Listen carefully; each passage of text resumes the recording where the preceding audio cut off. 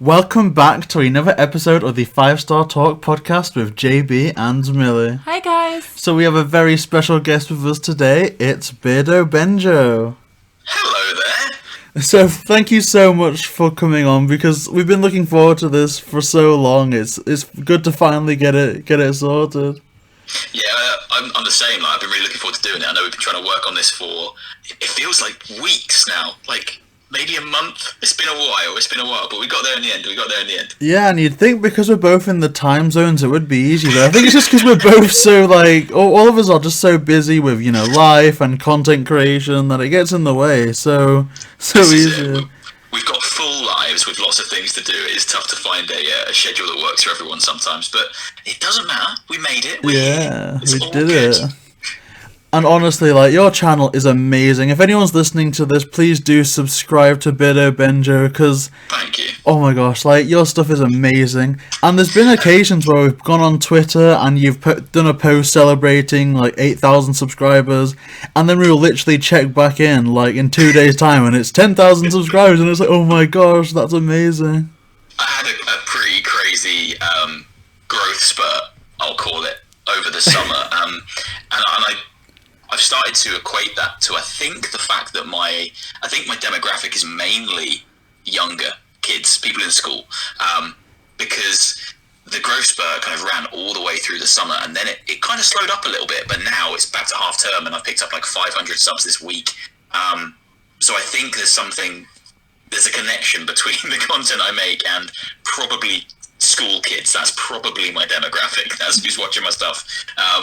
But it's been a crazy year. I did not anticipate to grow to the level that I have in the time that I have. If I'm honest, it's shocking to me. Absolutely shocking. Well, you definitely do deserve it, because I remember watching kind of some of your videos, and I don't know, you've kind of taken to heart that thing where you're acting like you could be someone with, 10 million, a million, because your audio's always on point, the gameplay is good, it's entertaining. Honestly, I wouldn't be surprised if in a week's time or something we just looked on Twitter and you were like, oh my gosh, we just hit 1 million. I don't even know what I would do. All my dreams would have come true at that point. I didn't ever set out to do it for monetary gain or for to grow.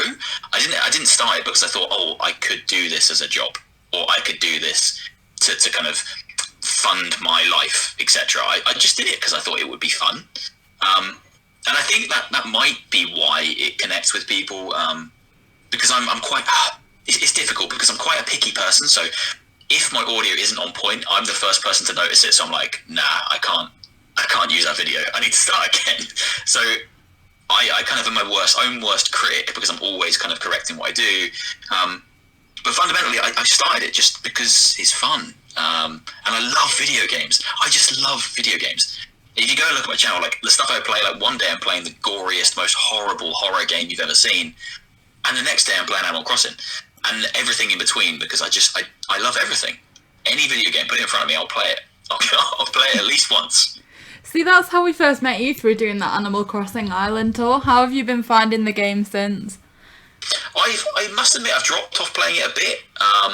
It was, and it will always be, one of my favourite franchises. I played it, the first Animal Crossing I played was the GameCube one, and I put hundreds of hours in, and then I picked it up on the DS, again, hundreds of hours. I didn't play the Wii or 3DS versions, and then I came back to the Switch version, and at the start of the year, when it was, the whole world was going crazy, we were locking down left, right and centre, Animal Crossing came out, and it was just the nicest, most escapist thing that could have happened at that point in time, and I think a lot of people needed that game, and I sunk, again, hundreds of hours into it. But now that life's kind of, it's not returned to normal entirely, but it's started to return to normal, I find myself kind of dipping in and out, maybe 5 minutes here and there, 10 minutes here, 15 minutes there, whereas before I used to sit and play it constantly. So yeah, the way I play has changed. I still love it, and I always will love it, and I always come back for events. I've been doing a Halloween event recently, making sure I've got all the candy for Saturday, trying to get all the furniture. I adore the game. I just haven't been playing it as much recently, just purely because I haven't had as much time back to work, all that kind of thing. Adult responsibilities have taken over, sadly. But yeah, no, I still absolutely love it. Just haven't had as much time to play it. No, like that makes sense. And even like when we just went on that initial tour, we kind of suspected that you'd be excited for this time because it was quite a spooky theme then. But horror themes, horror films, horror games. That's my thing. I absolutely adore everything horror.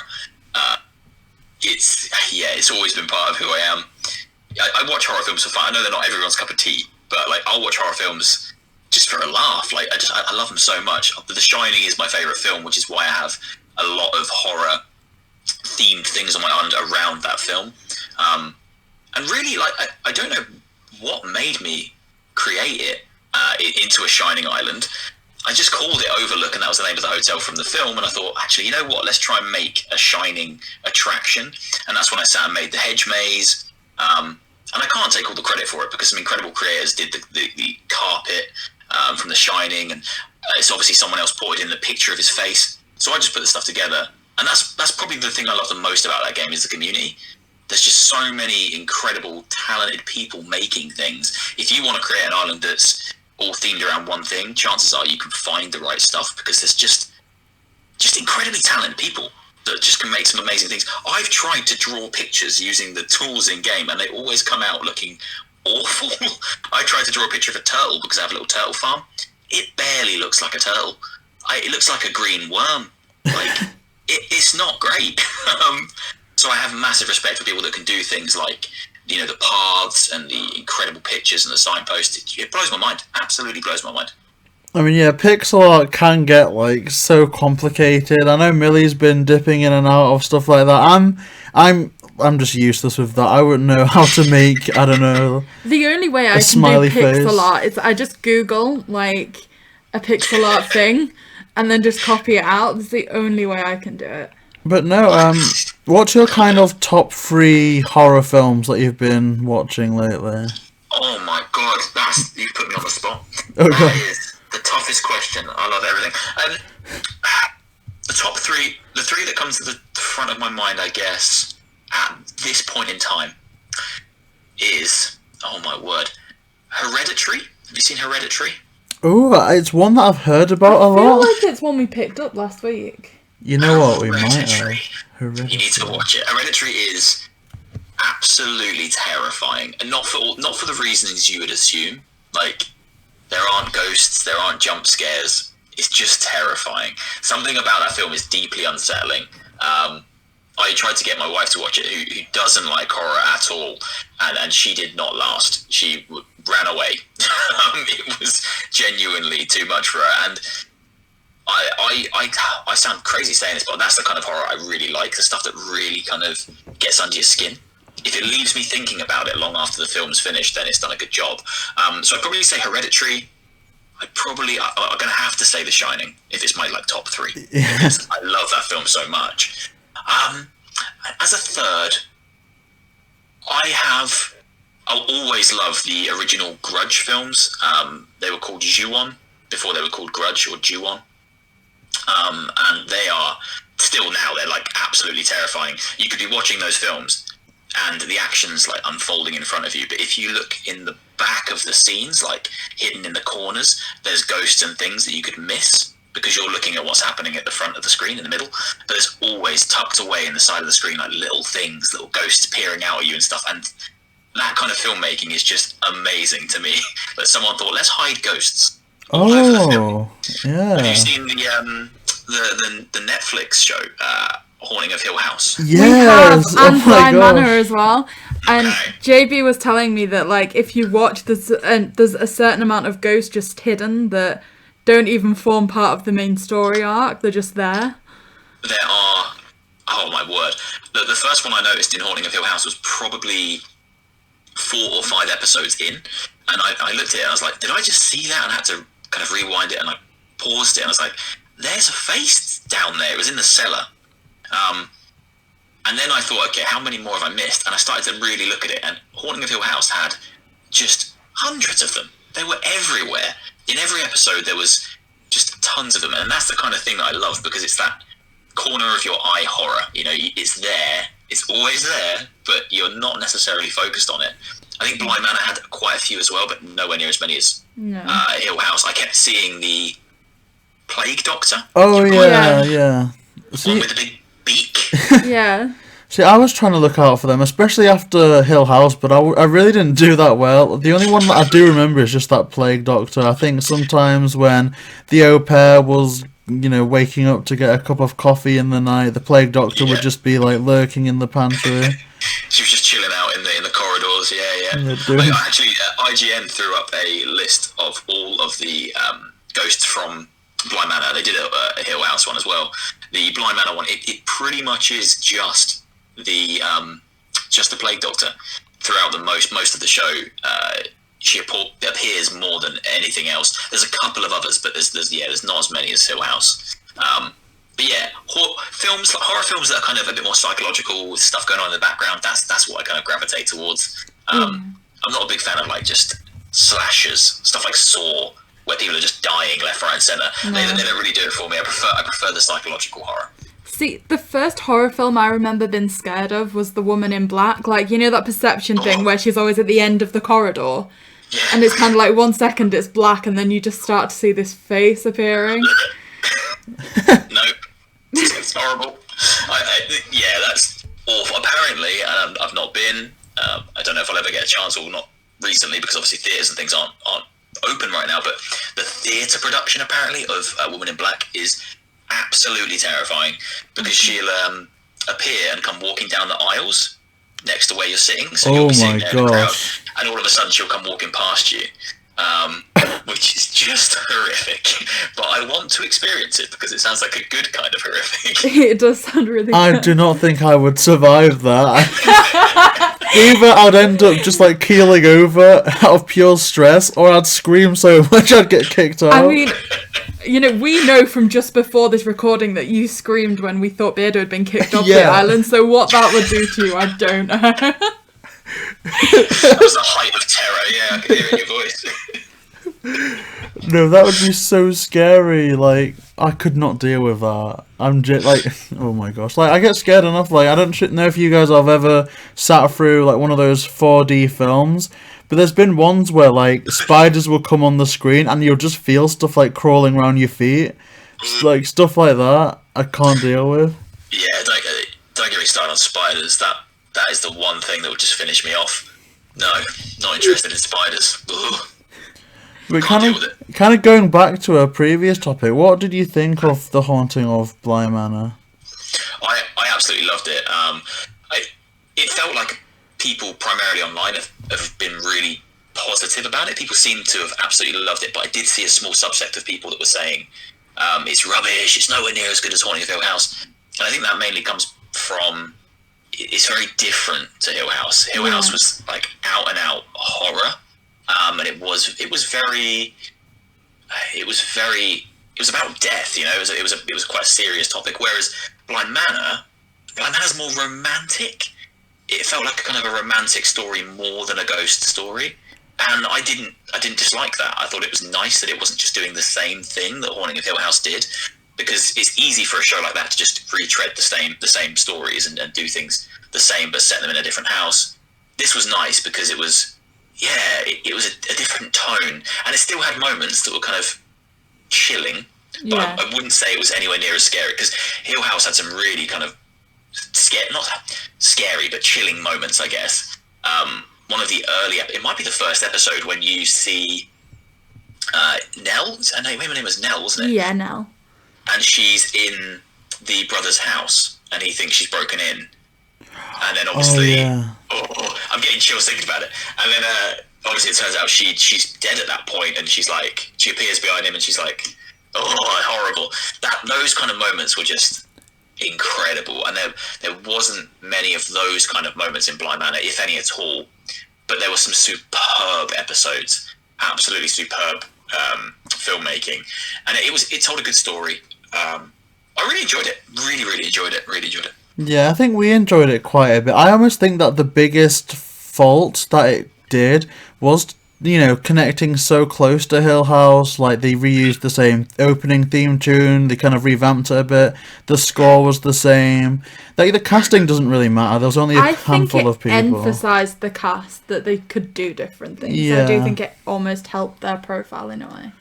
Yeah, so it kind of showed, because they weren't all playing the same type of character that they played in Hill House, so they were all kind of stretching their acting muscles, I guess. And then the newcomers, Rahul was absolutely amazing. I love him. Oh gosh, yeah. Yeah, such a likeable presence. We thought the little boy was amazing as well for acting, like getting the split personality thing. Amazing, but I hate him. He's terrifying. I found him really creepy. Like, for the first 2-3 episodes, I was just like, oh no, he's back on the screen again. Oh no. The child actors were incredible in it in terms of their acting talent. The perfectly splendid thing will haunt me for the rest of my life. They're both incredibly talented for their ages. I really rated it. I genuinely did. I think you're right though, in terms of like how it kind of it could have distanced itself a little bit more from Hill House. Yeah. And kind of made itself its own thing. But I guess they're trying to do this anthology series, much like American Horror Story did. So I guess they're all going to be kind of connected by the theme and probably the same set of actors. Because I think they are planning on doing more. I don't think it's a kind of a two and then done. So hopefully it will keep up the quality, because I don't know if you've watched it, but American Horror Story sadly started to get kind of worse and worse as the series went on.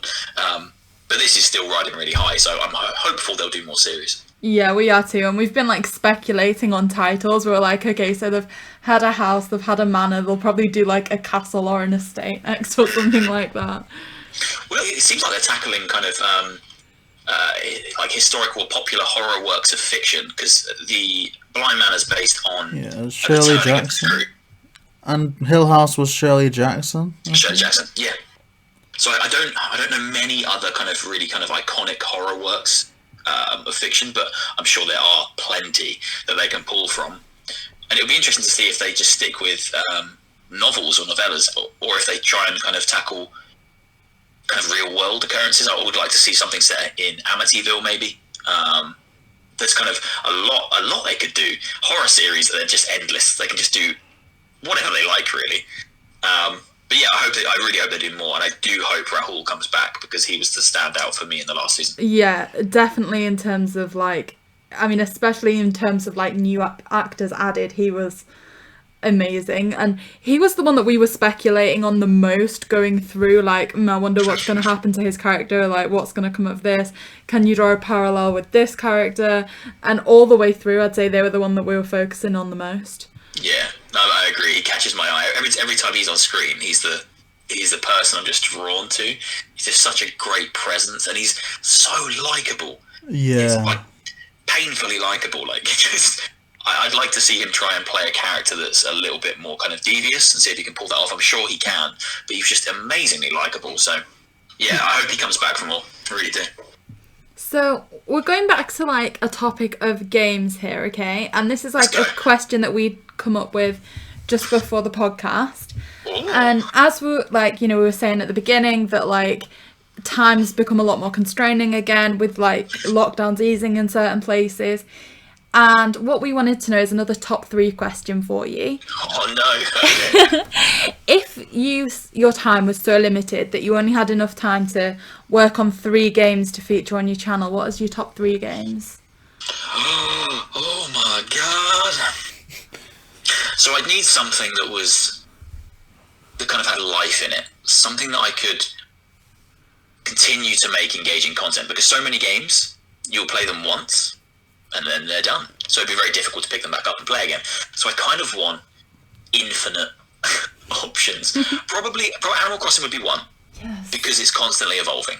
That's great news for us. Because we need you to keep making them videos every month. Sign in at the start of the month, go onto YouTube, and the first thing we do is search your like new bugs and fish video for the month.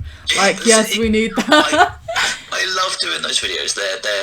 They're so enjoyable for me, and they're very different to everything else I make. I get to sit and I get to look at the information, piece it all together, and then I just do a voiceover, whereas normally I'm on camera, etc. So they're very much like a palate cleanser for me, and it's nice that I get to do them at the start of the month and the end of the month. So I would definitely say Animal Crossing would be one, just purely because of how much content there is in there, and it's always changing, and there's always a different way you can approach making videos about that game. I would need something scary. How can I just pick one horror game? That seems so cruel. I would probably say, let's just pick my favorite games, really. Dark Souls is one of my favorite games of all time. And it's not really something I've approached on the channel or done on the channel because so many people have done it, and it's kind of been covered over and over. But I love that game so much that if I was told you can only play 3, that I'd have to have that in there because it's just, I know it like the back of my hand and I enjoy it so much. What else would I do? I need something in VR. I need a VR game, really. Probably because I've been playing so much of it recently, Phasmophobia. And again, that game is endless. Like, you can make constant videos out of it because it's just, every time you play, it's something different happens. I don't know if you see much about it, but it's a ghost hunting simulator. Okay. And you can play it in VR, and every time I've played it in virtual reality, and it's, if you've ever seen a ghost hunting show, it's exactly like that, but in video game form. So you turn up to a house, or a school, or a farmhouse, wherever it may be, and there's a whiteboard in your little van, and it will say, this house is haunted by, and there'll be a name, let's just say John Davis, and you then take all your ghost hunting equipment into the house, and you need to try and locate what room he's haunting, what kind of ghost it is, etc., etc., and the ghost will interact with you, and you can use things like Ouija boards and spirit boxes to talk to them, thermometers to check how hot the room is. It's so fun, and it feels like you're actually taking part in an actual ghost hunt, especially if you play in VR, and it's multiplayer as well, so you can go in with 3 friends. Oh wow! See, I think Sorry. It all changes like really quick. I know it's fine. It all changes really quickly. Like, the ghosts get really aggressive. If you've been in the house for too long, they'll start to hunt you. Oh god! And when they hunt, you need to hide in like a cupboard, and just stop talking. Close the doors, stop talking, turn your lights off, and hopefully it won't come and kill you. Sadly, I'd probably play that. It's very, very good. If you've not, honestly, I'd advise checking some stuff out. It's very funny. It is quite spooky, but it's very, very funny. See, I was thinking when you first started describing the game that it's like ideal for JB. His lifetime goal was to be a Ghostbuster when he was about 5. So. Honestly, if you want to relive that dream, this is how you do it now. You can be a Ghostbuster in Phasmophobia. You can't catch the ghosts though. You can't catch them. You can sage the room or like thrust a crucifix into their face, and that makes them go away for a little bit, but they will come back. Okay. But the ultimate goal is just to try and figure out what kind of ghost it is you're dealing with. So whether it's a demon or a poltergeist, you write it in your little book, and then you go home and you do another one. But it's infinitely replayable because, I say, every time you go in, the ghost will be called something different. It's haunting a different room. It's like taken the horror world by storm. Horror PC gamers are just like all gone crazy for it. So yeah, I'd probably play that. I'd probably play Animal Crossing, and I'd probably play Dark Souls. That means I've got a game that I really love, which is Dark Souls, a game that's kind of relaxing, which is Animal Crossing, and a game I can play in VR, which is Phasmophobia, which is the 3 things I love a lot. I love the most: horror, VR, and Animal Crossing. So that's a good selection. And you said there that the last one was kind of like a horror series. So we've talked about horror movies, horror series, and games. To bring the 2 together, out of all the horror movies and horror series that you've seen, which would you most like to see in a game? Like, if it was to be, like, ported into a game world. So, like a horror movie or a horror Either a TV horror show? movie or a horror TV show made into either a VR game or a Switch game. Oh my word. What would I like to... Have you seen the, would I want that?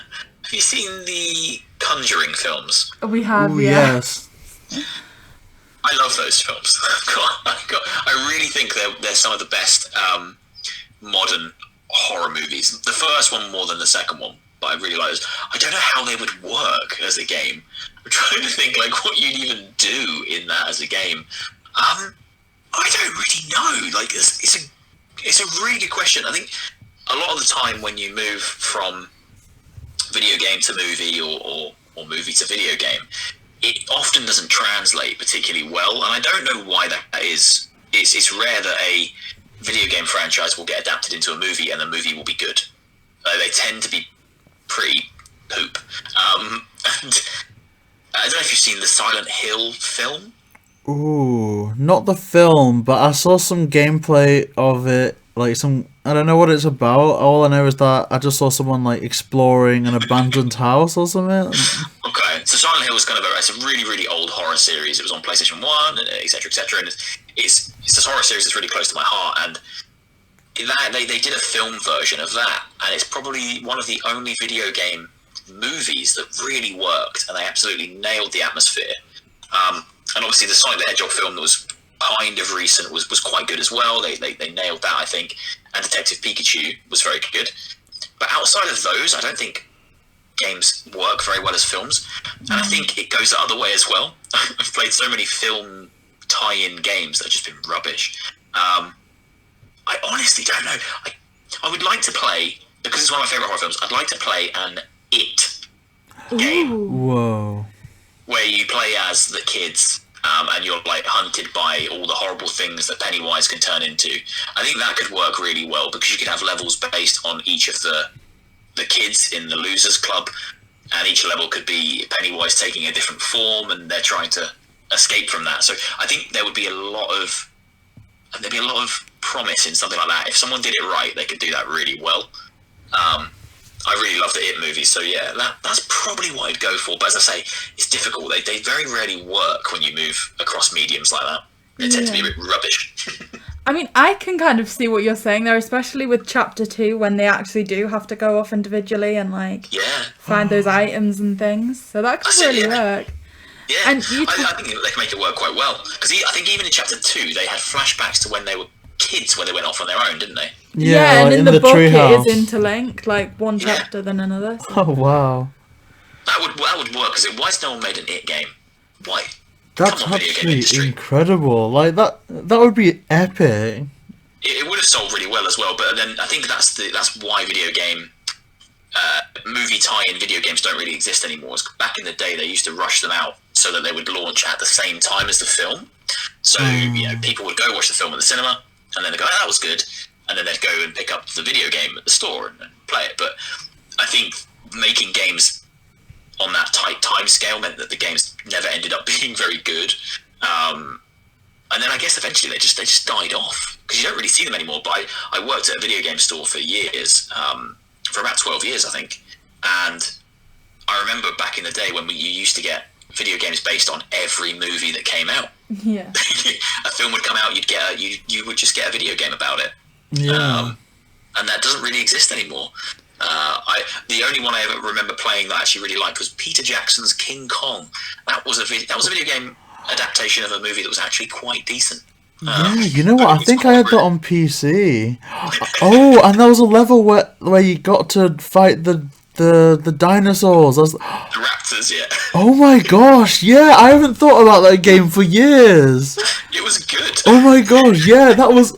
Oh wow. Oh, I need to find that on eBay or something. Dig it out. It will be there somewhere. It was genuinely good. And I do kind of miss those days where games, I don't know, they weren't amazing to play, but they were enjoyable enough.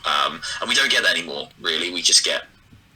It feels like the video game industry just gives us kind of the big AAA products now. The kind of your Marios, your Zeldas. Those kind of smaller titles seem to have disappeared a little bit, which is a shame, I think. No, you're right. Like, they did definitely do more. Like, I remember back in the day with the Wii, there was like a Shrek the Third game, a Space Chimps game, and now like what you'd think. Chimps. Yeah, there was like a full-on Space Chimps game. I tried level 1 and gave up because I couldn't do it. I remember the Space Chimps game. I didn't play it. I just remember seeing it in the store and being like, "What is this?" I didn't realise that was a movie. Yeah, oh gosh, I can't think. I think they did a sequel.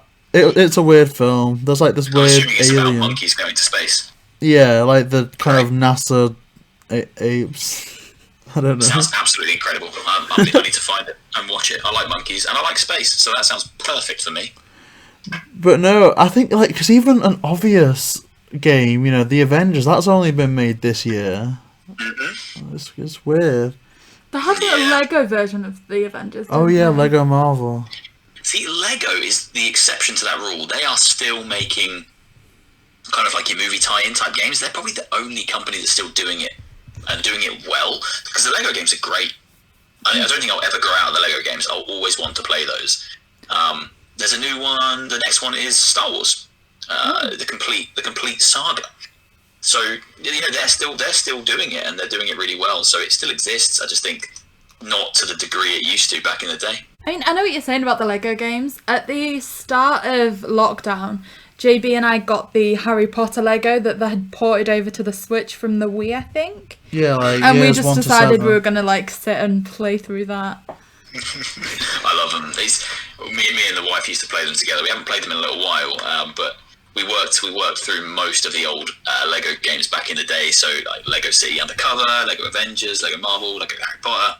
They're just great. They're good co-op games. There's not a lot of great, wholesome, family-friendly kind of co-op games these days. And that's one of the few that there's nothing horrible in there. It's just relaxing, easy to play. Yeah, nice. They're just nice games. Although, admittedly, we got the Lego Incredibles, and we got stuck on the first level. There was like a little glitch thing that happened. Oh no! And we've not put the game back in the Switch since. They are infamously a little bit glitchy. Sometimes things will go wrong and you'll just get stuck and there's nothing you can do. You have to start over again, which is a bit annoying. I do vaguely remember my wife getting angry at Lego Incredibles because she got stuck somewhere. It might be the same thing. I don't know. She eventually got through it, but I do remember her getting quite annoyed at a glitch or something she couldn't progress past. So she might have been experiencing the same thing as you guys. Yeah, I mean, I remember getting angry at JB playing on Harry Potter Lego because he always insisted on being, whenever you could be Hagrid's dog, he wanted to transform into Hagrid's dog, even if it had zero purpose. And there was this one time when he'd managed to get himself stuck underground digging, and we had to restart the entire level, and I was like, why? Why did you do that? Just playing as a dog because the dog's fun to play as, not because it benefits the game in any way, shape or form. Oh my god. But no, they recently released like Lego Super Mario sets, so I think it's pretty much inevitable that they're gonna try and do like a fully fledged Lego Mario game. God, that would be cool. I would buy that immediately. I'd just throw my money all over the floor. I would honestly I nearly bought all the Lego. I was looking at it, I was like, I'm 33 years old, can I really get away with buying like £200 worth of Lego Mario figures at this point? Eventually I decided that no, I can't, but I nearly did. It was very close. I mean, it's fun, we primarily got it to kind of showcase on the channel, but it is so much fun, like, just, like, booting up the little guy who's like, Lego Mario, and then he just starts blinking blankly at you. He's the bit that I want. I don't really care about the courses, I just want the Mario, because of his little eyes, and he talks. He's brilliant. But I don't think you can buy him on his own. I think you do need everything else. Yeah, you need, like, the starter pack. Yeah, you have to get the starter pack to get him. Damn it! Okay, alright. I might have to buy the starter pack then. I mean, Mario has taken, like, another form as well. So you've got the standard Mario, and then there's the origami paper one as well. Oh. So it's kind of like, Lego Next is just kind of... It just makes sense. Yeah. Paper Mario, if you've not played it, that game is wonderful. Again, like, it's the reason I love my Switch is just there's games on there that you just cannot play anywhere else, and it's not even things just like Mario, Zelda, etc., but it's the style of games. Like, they're just so colourful and friendly, and just it sounds silly, but like sometimes when you I don't know, you have a hard week at work, or you have a long week at school, whatever it is you're doing, you don't want to sit and chop things up and blow people's heads off. You just want to relax, and Nintendo offer that with pretty much everything they do.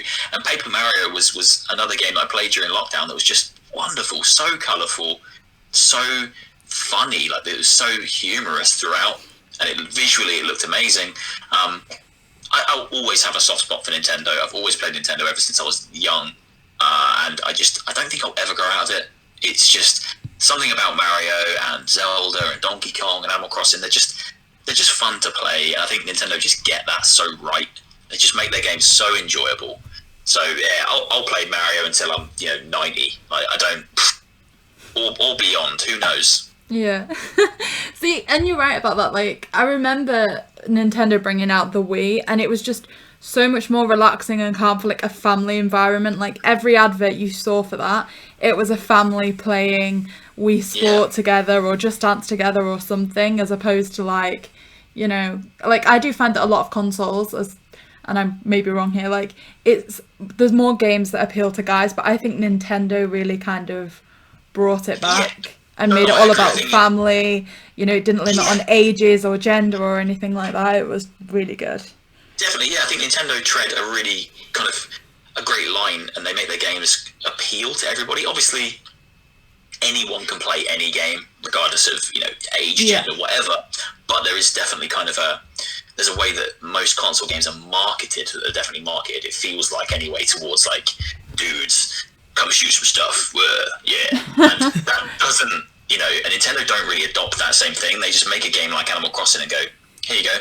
And if you look at Animal Crossing as an example, that's played by people you wouldn't even expect to own a console. Like the community around Animal Crossing goes from, young kids who love Nintendo and just love the cuteness of the game, want to build their islands, right up to kind of elderly people who just love, again, just engaging with how kind of relaxing the game is and just doing a bit of kind of farming and chopping the trees down. Everyone plays that game. They do. It's such a conception like it's for kids. It's really not. I got into that argument a few times when the game came out, and I kept seeing it on Twitter. People were like, why are you playing a kids game? It's like, it's really not a kids game. It's for anybody. If you enjoy it, then it's for you. And that's what gaming is. Nothing's for anybody. If you enjoy that thing, then it is for you. I mean, because we have amiibos, I trade on like some amiibo sites on Facebook, and I was speaking to a girl on there, and she was like, so I'm just swapping these for my mum. She doesn't have Facebook, but she wanted to switch to play Animal Crossing. Like, you can be at an age where you don't have Facebook, but then still want to do that.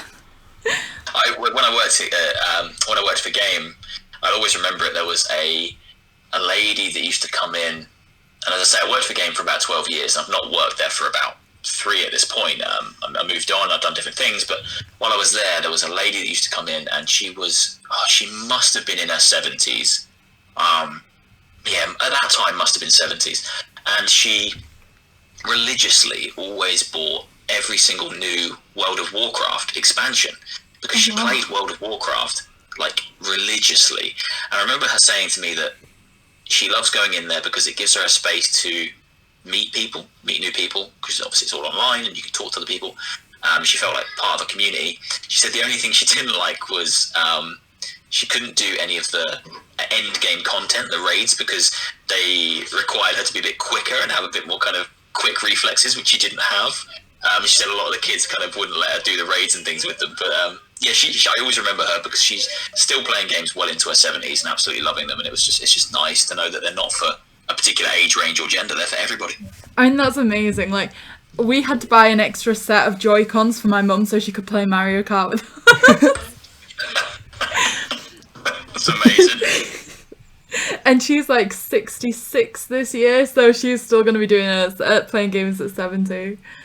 Hell yeah, and that's the right thing to do. I think games keep you young, games keep you happy, especially when they are kind of family-friendly games, and it's something you can do with family. Normally, like with my mum, let's say, like I could probably get her to play on a Switch and play Mario Kart against me, but I'd have no hope in hell getting her to play the Xbox and play some Call of Duty with me. No, my mum was like, what's all these buttons? Why is there so many buttons? When she saw like Xbox controls and PlayStation controls, but she was used to like all the very old Nintendo systems. She used to play them when my brother was really young, so she can cope with Nintendo and Mario Kart and stuff like that. But even in 12th place, every time she finishes, she insists on making these ridiculous like woohoo noises, and like everyone in the house that's not playing the game or doesn't know there's a game going on is like, what was that? It's so nice. I love that kind of thing, because I don't know, it just reaffirms that, we're all big kids at heart, and we all just want to enjoy what we're doing, and it's nice when you find something like that you can do with a family member.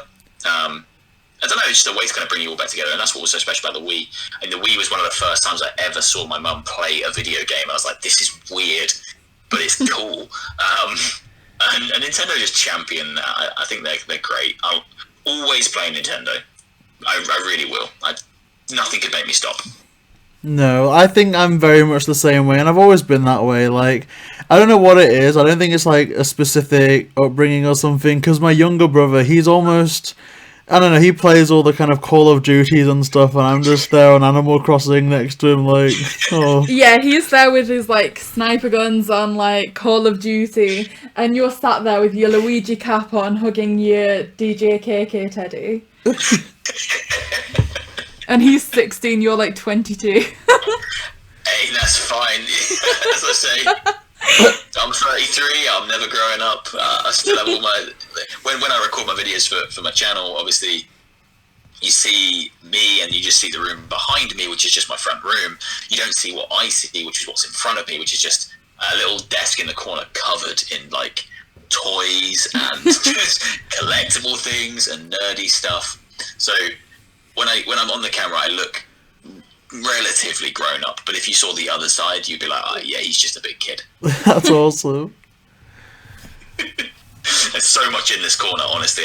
Sometimes I forget what I've got, but there's just all kinds of toys and collectibles, mainly things I picked up, as I say, when I worked at a game, because when you work in a game store, like, you get paid, and you're all of a sudden you're already in this big like kind of toy shop basically. So payday rolls around, and you just give the company back your money because you're looking around going, well, I need that. Especially when you see the new stuff coming in. I do miss that. That's the one thing I miss about working there, is when you get close to like a new release, delivery turns up, you open it up, and you're the first one to kind of get your hands on the new games or like, a new accessory or a new toy or something. Again, I am a big kid. I really do enjoy that stuff. That would be amazing. Yeah, that would be so cool, just to see everything firsthand. Like, and on your channel, what we really like to see is like the VR stuff, because we've never really played VR. Like, I had one of those, I don't know what it was, like an Oculus Rift, but one that you'd put your phone in, and there was a few apps that you could play, like roller coasters, Jurassic Park. Was it Oculus Go? They had one that was kind of. Oculus did one. Which you put your phone in. Samsung did one that you put your phone in. Google did one. There was a few. So it is good, but I guess what's like been more prominent, at least for us in terms of everything, was Mario Kart Home Circuit, and that was augmented reality. Now, have you ever experimented with augmented reality gaming or anything like that? Because I don't think there's that much out in the market at the moment, is there? There's not really that much out there, and it's a shame because I think the technology could be very, very cool. I don't know if you've seen anything about a project called HoloLens. HoloLens, no. HoloLens. Have a look at HoloLens. I think at this point I think it might be dead in the water, or it's just a development tool.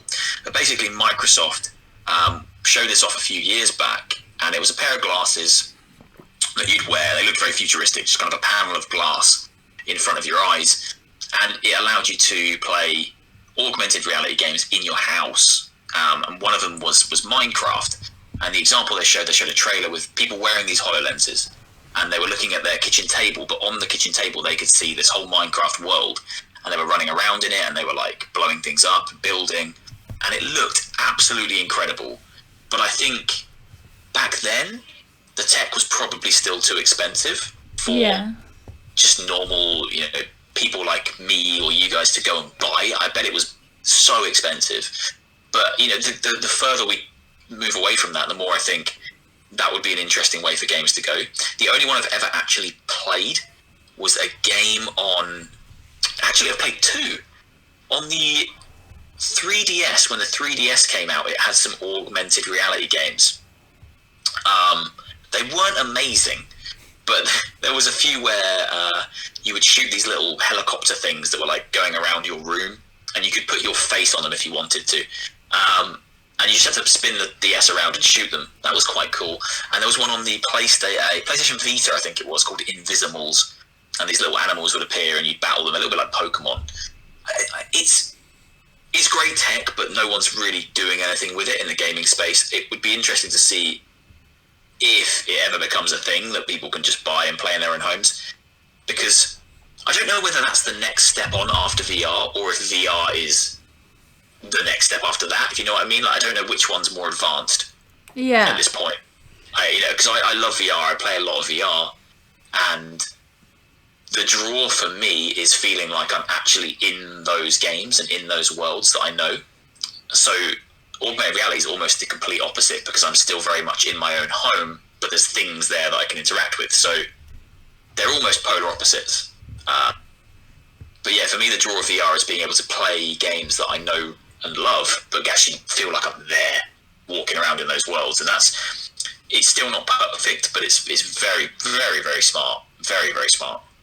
See, I think that glasses concept that you talked about seems so interesting, because, you know, with that, it'd be quite small and compact. I remember my sister getting my nephew's Christmas present, and it was this huge, like, Cyberman headset thing. It was huge. And it's like, how do you manage with this? It was a VR headset, but it literally looked like a Cyberman hat. I think it was like a stormtrooper. A Cyberman. It was like a stormtrooper. So I don't know what this is, but it sounds amazing. I'm trying to think what it was for. I think it was like some PlayStation headset thing. Oh, wait. Was it the PlayStation VR? Because that was white and black and did look very stormtroopery. I think it might have been, yeah. It was definitely like a PlayStation or Xbox headset that was styled like a stormtrooper. Or something. I don't know. The only thing I could think is the PlayStation VR headset, and it was kind of a big white and black headset thing. Looked quite bulky, had like a big... It looks a bit like most of the headsets we still use now, like Oculus and Vive. None of them are very compact. They're all quite bulky, they're all quite big. But I think that's just because the tech, again, is still evolving. I think at one point, hopefully soon, who knows, they'll be just smaller and smaller and smaller. Like you said about the glasses, sounds really interesting, like a lot more practical. Way more practical. It'd be worth having a look into it. Did you ever see Google Glass as well? Yeah, I saw it advertised quite a lot, and it seemed like that at the time would be the next big thing. Like, it was all over Financial Times, it was on the front cover of every paper, and then in like a year's time, you never heard about it again. Gone. Just who knows what happened to that. Just absolutely disappeared. I think there were some issues around it, because there were some privacy issues whereby people were... Because the glasses could obviously take pictures and stuff. People were like taking pictures of people that people hadn't kind of consented to, and they didn't even know that they were getting taken pictures of or being recorded. It's a little weird. There's kind of a bit of a privacy issue, I guess, with them. But yeah, they just disappeared. Who knows? But check out HoloLens, because it was a working thing, and it might still be a working thing in Microsoft. It's just not available to the public. I mean, like you said, I do think the tech is kind of one of the main issues. Like, I know we found playing Mario Kart, to get the kind of cart and setup and camera and everything, it's like they'd had to kind of compromise, and the camera's really not that clear. Like, it does often get quite blurry, or even the signal's not that good, it can glitch out and stuff. So it's kind of like, for all there's a really good concept, trying to get that technology balanced with the cost and things, it's kind of it's a difficult line. It's what put me off of the new Mario Kart, because I looked at it and I was like, okay, well, if I'm playing that, realistically, I want to play it 2-player, because, well, you know, it's what Mario Kart is, isn't it? Mario Kart is. And then I realised that to do that, it's like, okay, so it's like £100 for a Mario set, like £100 for a Luigi. I was like, that's like £200 for a Mario. It's crazy. And I was still very tempted because I want to play it, but I just couldn't justify it. Not at this point anyway. So yeah, you're right. Like, balancing the price point and the tech involved is tough, because if you get it wrong, it will just put people off. If it's too expensive, it's just £200 to play multiplayer Mario Kart. It's crazy. Yeah, like, I guess in the future we were kind of asking if, like, you know, the next big thing is VR or if it's going to be AR. I kind of see Nintendo going in the direction of augmented reality, but then obviously you've got Xbox and PlayStation doing virtual reality. So again, Nintendo deviating a lot. Maybe you know, in response to that, like with the Xbox Connect, you know, the Xbox might do something that's kind of augmented reality. But I think ultimately Nintendo is going to be the outlier once again that goes in the AR direction, whereas everyone else goes for VR. But I'm looking forward to it. I could see that. I could completely see that. I think a game like Animal Crossing or a game like Smash Brothers, etc., wouldn't necessarily work very well in VR, but would work really well in AR. Imagine looking through, I don't know, a camera or the screen of your Switch. Let's say they released a Switch with a camera on it that could do AR, and you could hold that up to a flat surface in your house and see your Animal Crossing village and see your characters running around within that space, and you could obviously move the camera closer to zoom in and move out. It would be amazing. People would go absolutely crazy for it, and it would work so well. So, yeah, I agree. I think Nintendo, I could see them, if they're going to adopt anything, I could see AR being right for the kind of games they make. Again, like, you could even apply that logic to Mario. Could you imagine like a Mario course on your coffee table and he's running along? It would be amazing. Wow. Oh, that would be amazing, because depending on, maybe Nintendo could sell separate things, or you could arrange your house in a certain way, and you can literally custom make Smash Ultimate, you know, or Smash Bros. Stages. Yeah, Smash Bros. Stage where they're all fighting in my fridge. Like, who knows? Well, it could be anywhere. Like, it's the possibilities for AR seem like they're really well suited to Nintendo, because they don't typically do a lot of kind of hyper immersive games, and the best VR games tend to be first person perspective. So, and again, that's not that Nintendo don't do a lot of that. Off the top of my head, I can only really think of Metroid that's first person perspective. Everything else seems to be third person.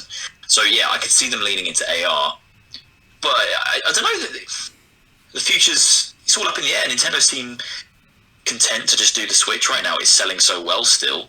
And it's still got a lot of life in it. I think next year we probably will see a new Switch. I don't think it will be a brand new thing that makes the old Switch redundant. I think it will just be like an upgraded version. It feels like it's about time, especially with Xbox and PlayStation upgrading their machines this year. I feel like Nintendo could do an upgrade next year, and they would just kill it. People would just grab it immediately, even if it was just a better screen, bigger hard drive. I don't know what it would be, but I think they'll release something next year. Yeah, I agree. Like with the new 3DS thing, there'll be like an upgraded. I mean, they already technically have. I think there was like the original Switch, and then a new Switch, and then obviously they went to the Switch Lite. But that'd be cool. I'd definitely be there for a new Switch. Yeah, I think a lot of people spoke about them doing like a 4K one, which is just mad. Like, I don't think Nintendo games necessarily need to be in 4K. Mario, they all look great anyway because they're so colourful. I'd still buy one because I'm a sucker for tech. I just run out and buy one because that's just what I'm like. But yeah, I think we'll get a new one next year. I mean, like, speaking about like the 4K graphics and things, one thing that really shocked us is when JB and I first met, we used to play Mario Kart on the Wii so much, and so just for like, you know, to reminisce on like old times, we decided to play Mario Kart on the Wii. And we used to think the graphics were amazing. We used to love playing it. And after playing on the Switch, we were like, what was this? How did we even see where we were going? I plugged my Wii into my TV recently, and obviously when the Wii came out, it wasn't HD, it wasn't HD TVs, it just connected into the component connection, so like the red, white, yellow thing. And like my TV now doesn't like have that. It's like a big 4K thing. So I had to buy like a HDMI adapter to plug the Wii into the TV. And oh my god, you don't want to look at a Wii running on like a 60-inch TV. It doesn't look nice. It's like you can see each individual pixel. Like it's so strange to me how quickly our brains age games. Yeah. Because it wasn't that long ago that we were playing it and thinking, this looks amazing.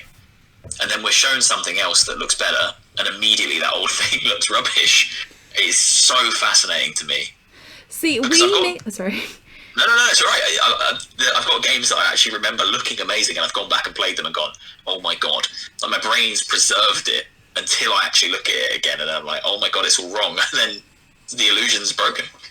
See, it is almost like consoles become redundant the second another one's made. like, again, with the DS, I used to love playing on the DS. And because we've just found out we love Animal Crossing so much, we were like, well, why don't we get another Animal Crossing game for a different console and let's see what we think. And we got it, and we can barely play it. I think we've played it once, just because it's like, did we really manage to play a game on this screen? How? And it really is, like, the second something new comes out, the old one does become redundant, just because there's so much change. And you don't, when you play it, you don't think there's anything wrong with the console you're playing on, until you see something different, and then it's like, oh yeah, well, how did I not see that that's better? Until you're given something better, yeah. I guess it's just our nature. We're given something new and shiny, and then that's the only thing we want to use, because we're like, no, this is nicer. This looks better. It sounds better. It's just better. I play old games all the time. I wouldn't say I'm one of the few. I think there are people out there that do. There's obviously retro communities and stuff that love the old games and still play them to this day. I've always been able to kind of see past graphics, I guess. I play games on my channel that are just everything, from the nicest looking game that's clearly had millions of pounds spent on it, to something that was made by like one guy in his basement, and everything in between. So I think as long as the way the game plays is good, I think I can still play it. But I do agree, like, it's so weird to me that things age so rapidly as soon as we get a new thing. I think it happens less nowadays. I think the jump from PS4 to PS5, for example, isn't going to be as noticeable. Yeah. I think the PS4 will still be fine, and the Xbox One will still be fine. But it does shock me how big the jump was between something like the Wii and where we are now. That's just crazy. Yeah. It's so hard to play now. I mean, I'm looking at the Animal Crossing screen right now, and I'm like, oh yeah, this is brilliant.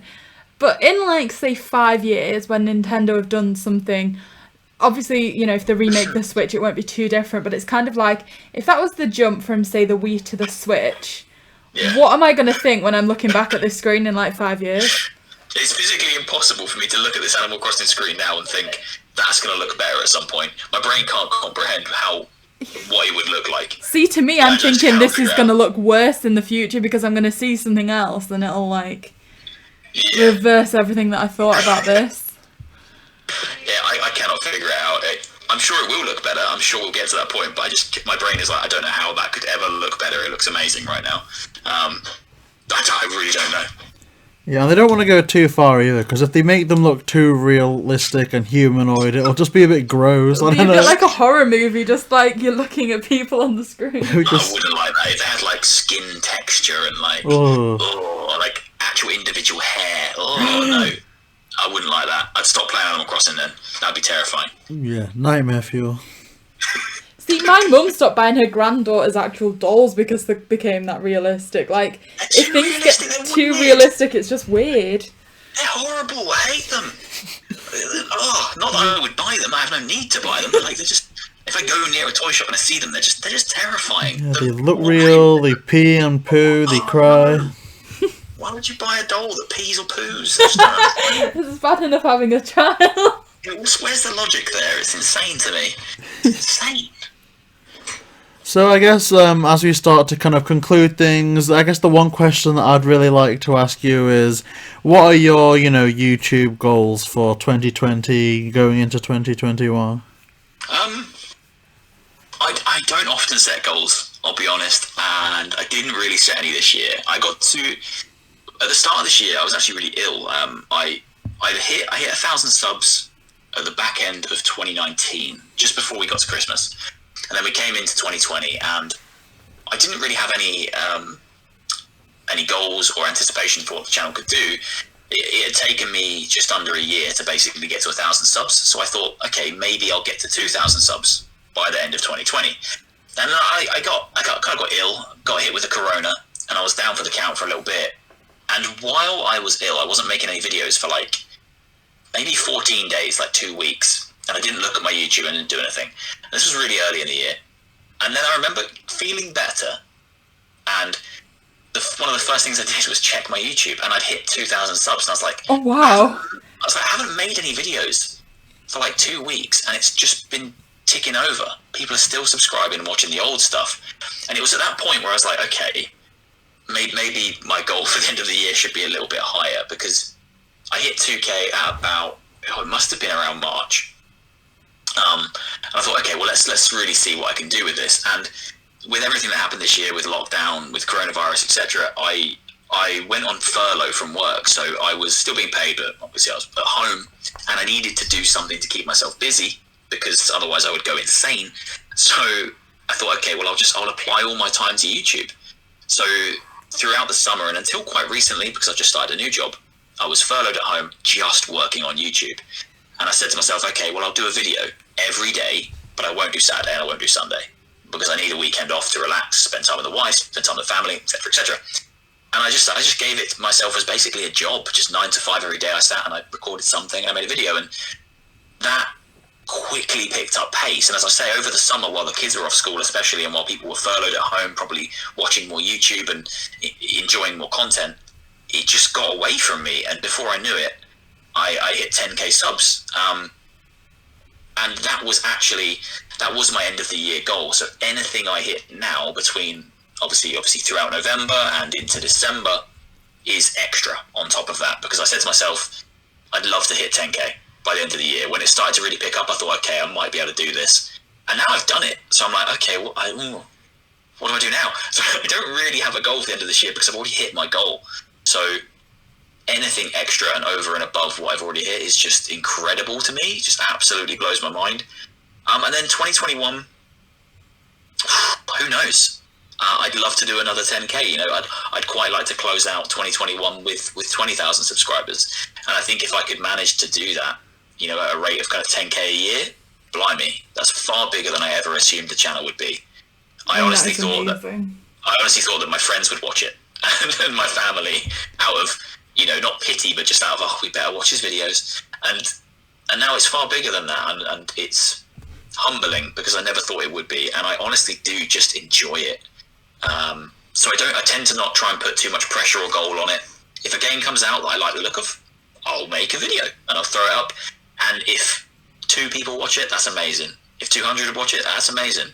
If 2,000 watch it, that's amazing. So I tend to not have goals, but I would love to see it growing at the rate it is. I think I'll hit 11,000 subscribers based on the rate it's going. I'll probably either hit it tomorrow night or Saturday morning.